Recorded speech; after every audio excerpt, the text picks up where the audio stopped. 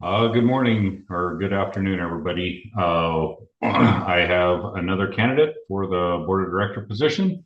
I have Gene Ahern with me. And before we get started with the member questions, I will go ahead and give Gene an opportunity to talk a little bit about himself and why he's currently looking to uh, re-elect be re-elected for the board position at the International Miniature Zebu Association. Go ahead, and Gene. Hi, everybody. My name is Gene Ahern from York County, South Carolina. I started raising zebu back in 2014. Uh, I'm seeking re-election to the board because I just believe I have a lot to offer and I have more that I would like to accomplish for the registry and for the members themselves. Okay. So the membership has uh, asked 9 questions that we've gathered from everybody. I am going to read them verbatim from how they were sent to us, and I will read through them. I will not add any additional context to them.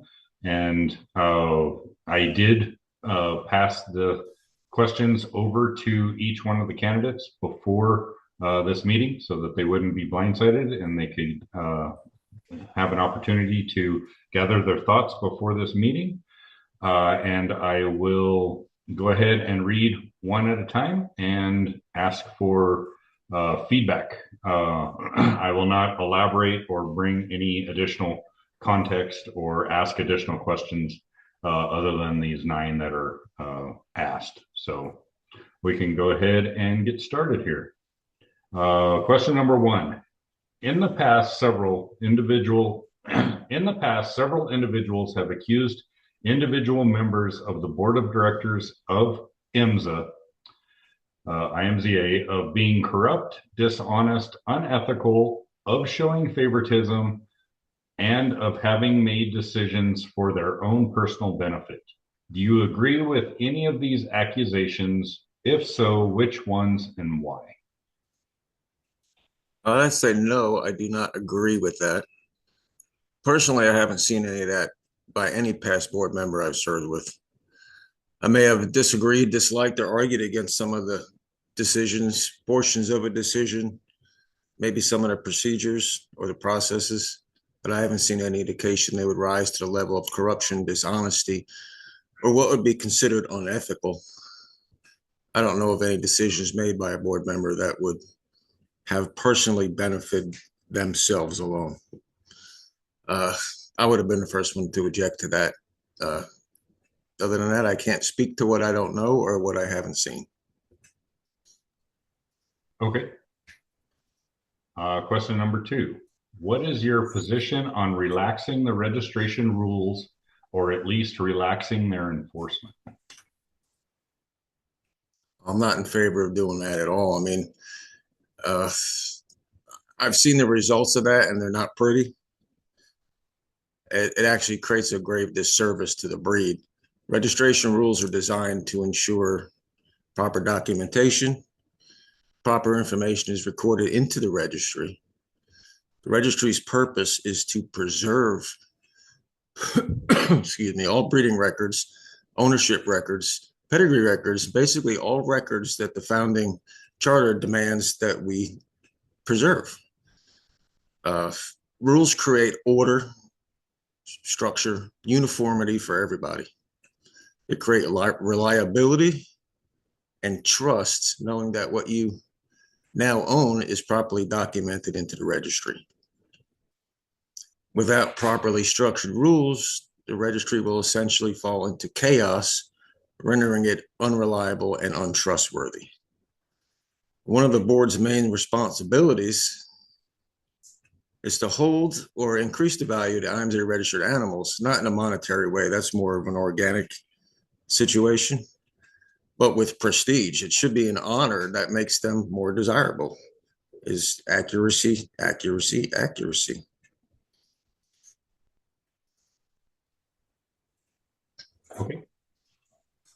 Question number 3.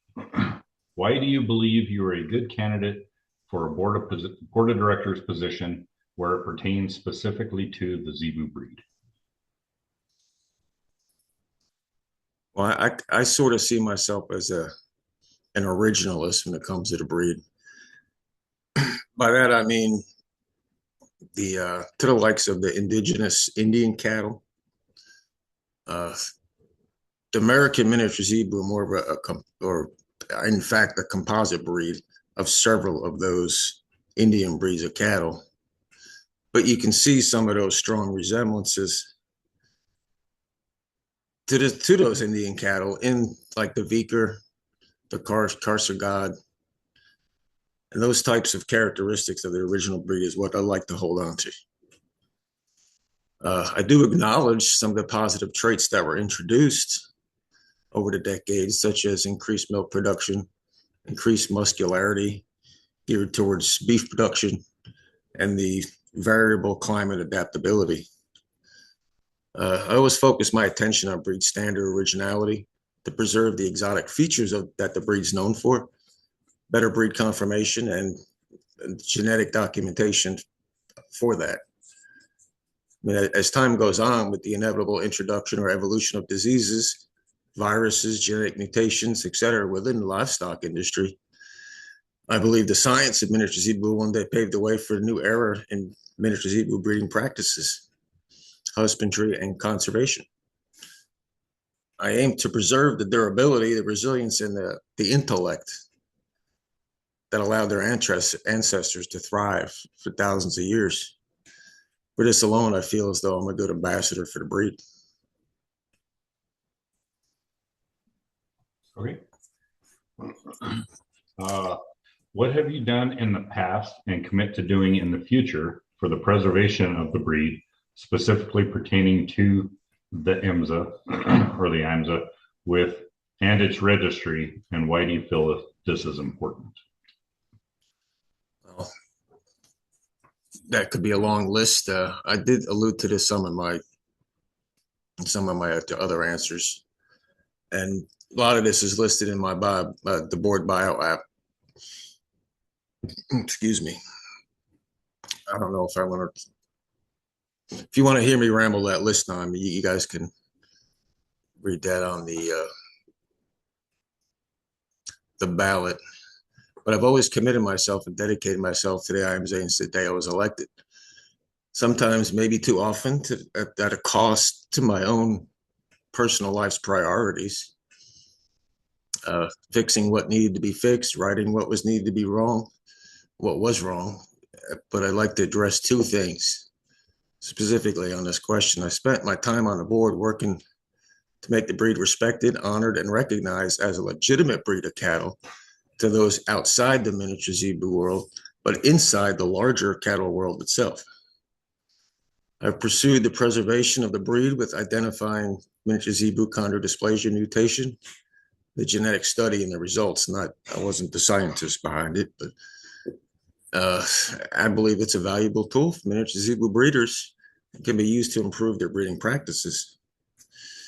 I will commit to pursue other genetic testing possibilities, even at my own cost, if necessary. Even though that's an IMSA or a registry issue itself. We'll seek to identify and find the reasons for such debilitations as the newborn lax tendons and try to resolve the copper toxicity debate. And second, I've also spent my time on the board making sure the rules and the regulations are specific to the mission, equal to every member, justified in their application, and necessary to uphold the integrity of the breed and the registry. I'm not sure if that answers all your questions, but I hope so. Or answers your specific question. Okay. Number 5, what do you feel that you bring to the table as an IMZA board member?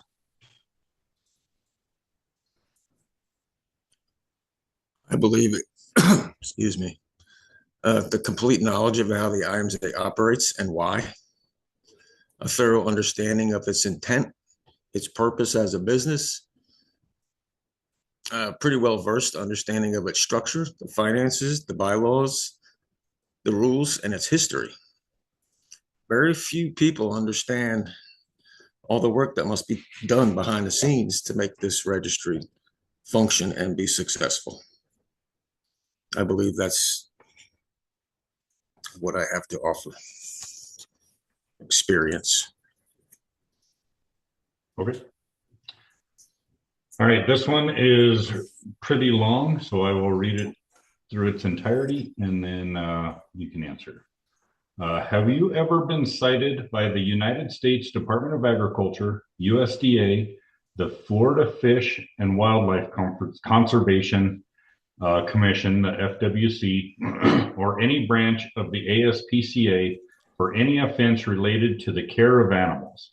This includes, but is not limited to, failure to meet the minimum standards of care for animals used in exhibition as established by the Federal Animal Welfare Act, failure to contact a veterinarian for illness or injuries, failure to handle animals in a way that avoid trauma, behavioral stress, physical harm, or unnecessary discomfort, failure to provide animals with shelter from inclement weather, failure to provide adequate space allowing normal postural adjustments and freedom of movement, conducting auction sales without the required license, brokering, exhibiting, or transporting regulated animals on a suspended license, interfering with agency inspections, denying access to records or property inspections,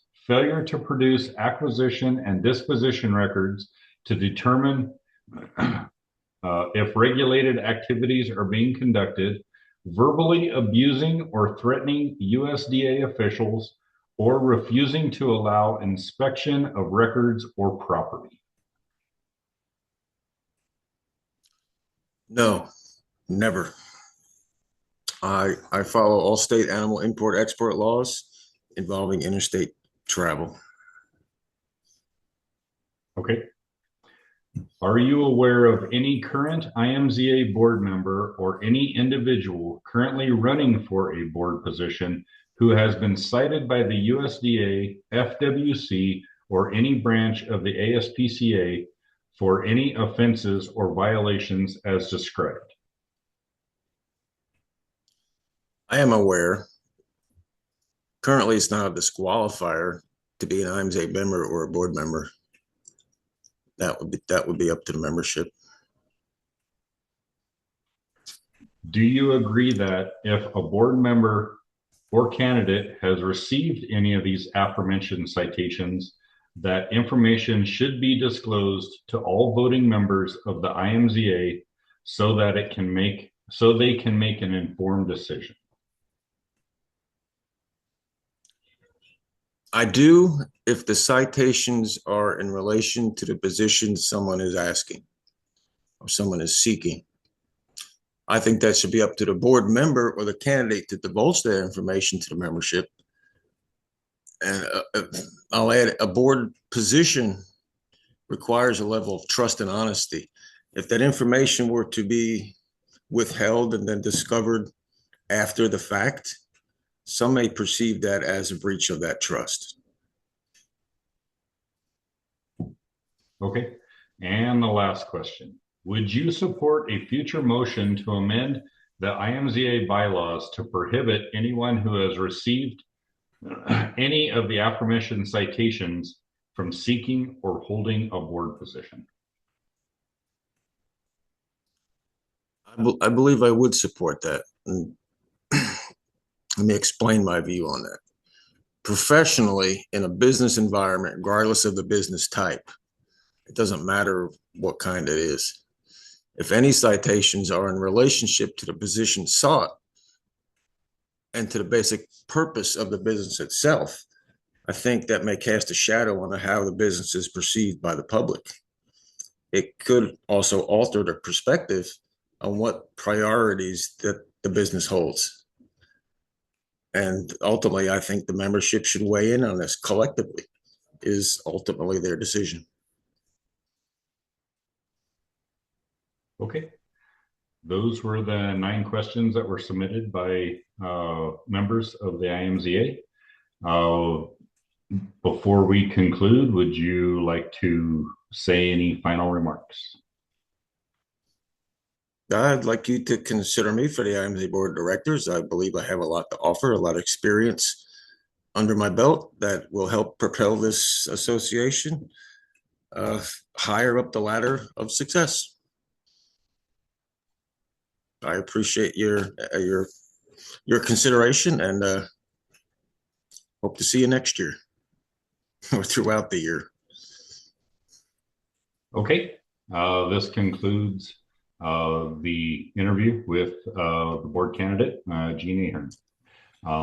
I will go ahead and stop the recording now.